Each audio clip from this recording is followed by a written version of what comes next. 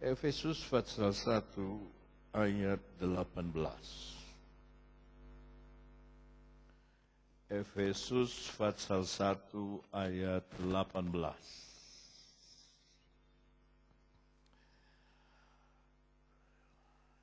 Saudara yang tidak bawa Alkitab, catat saja, nanti saudara belajar lagi di dalam rumah saudara. Saya baca dulu, nanti kita baca sama-sama. Dan supaya ia menjadikan mata hatimu terang, agar kamu mengetahui, agar kamu mengerti pengharapan apakah yang terkandung dalam panggilannya, yaitu betapa kayanya kemuliaan bagian atau warisan yang ditentukannya atau disediakannya bagi orang-orang kudus. Sampai di situ saja.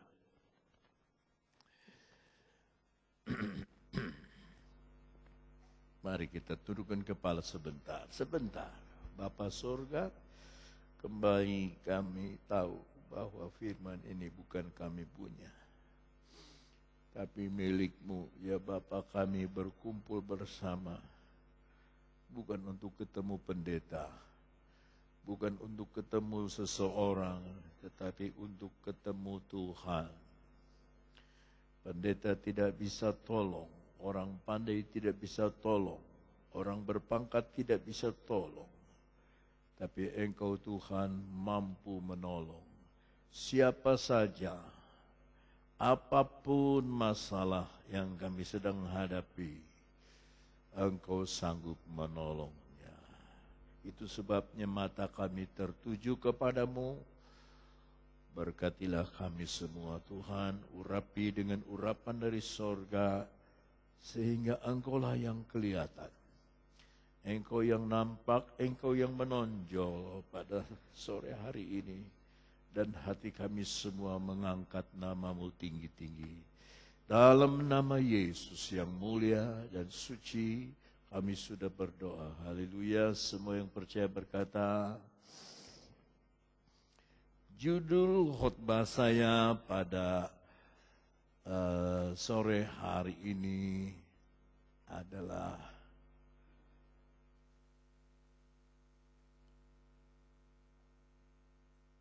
buka mata hati saudara. Buka mata hatimu, itu judulnya. Sama-sama.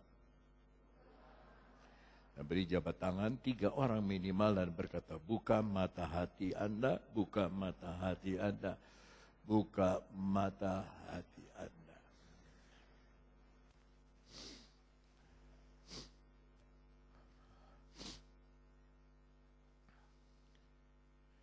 Setiap hal di dunia ada matanya.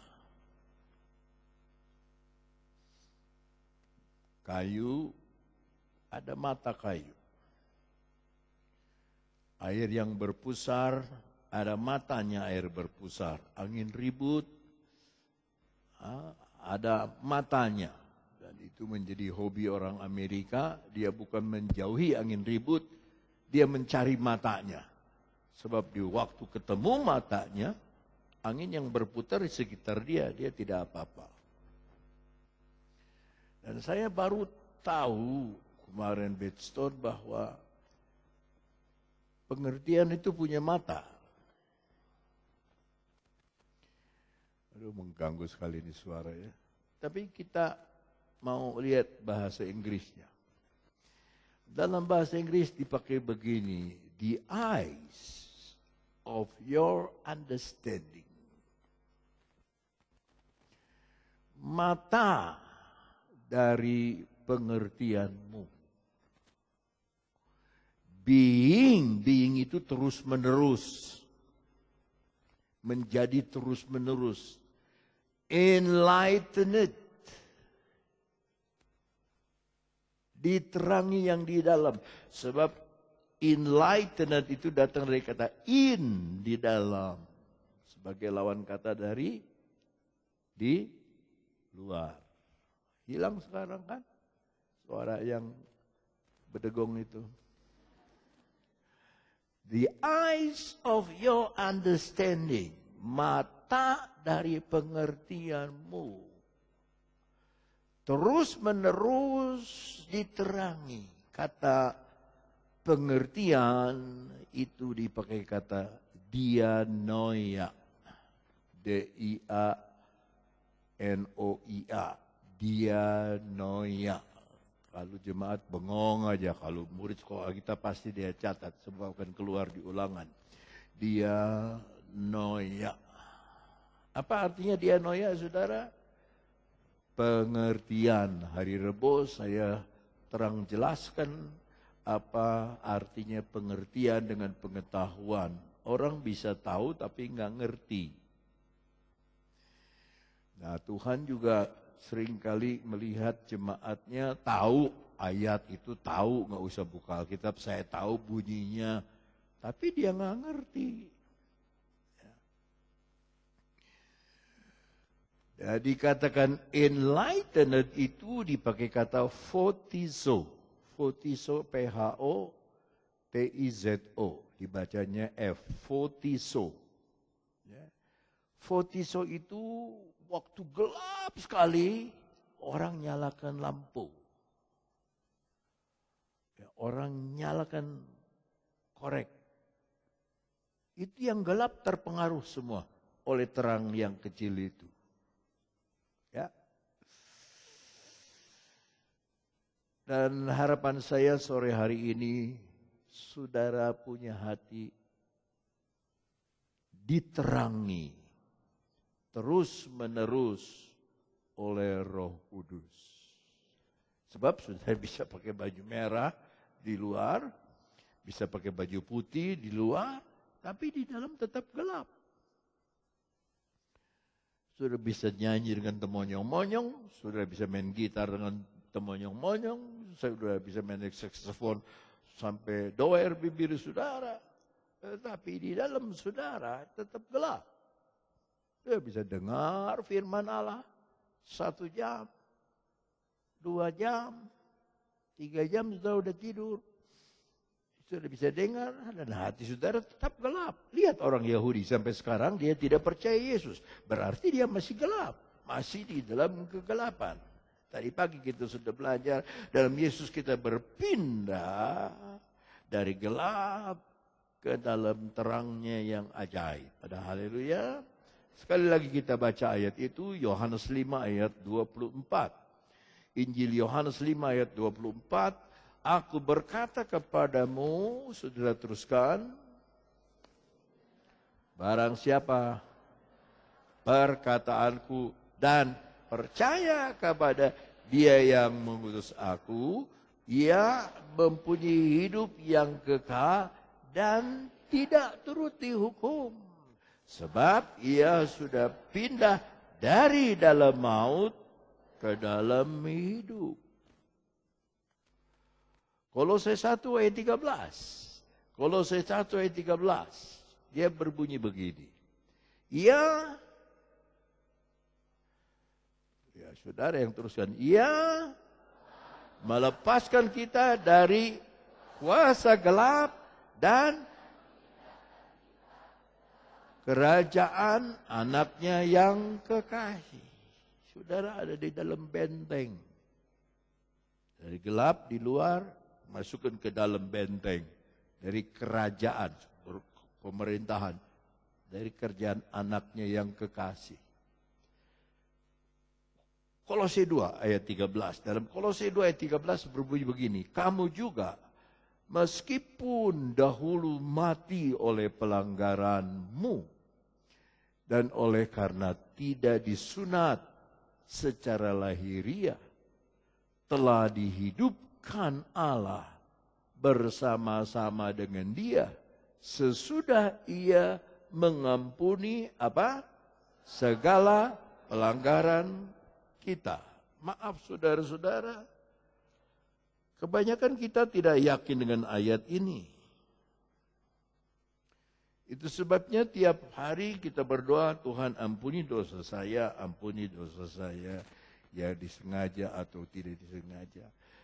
Ini kita tidak akan bisa mengerti kalau kita tidak bisa mengerti tiga macam manusia. Alkitab khususnya dalam surat Korintus membagi manusia dalam tiga kategori. Satu, manusia daging, bisa diulangi,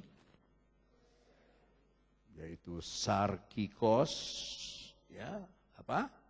Sarkikos. Dua, manusia nyawa, apa? Manusia nyawa yang disebut psuhikos. Dan yang ketiga, manusia rohani. Manusia apa? Yang dipakai kata pneumatikos.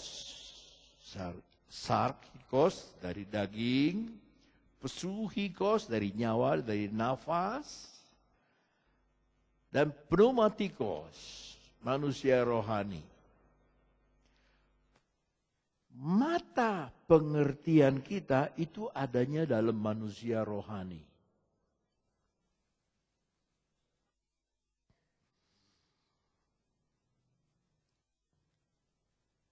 Sementara kita masih memakai mata manusia jasmani.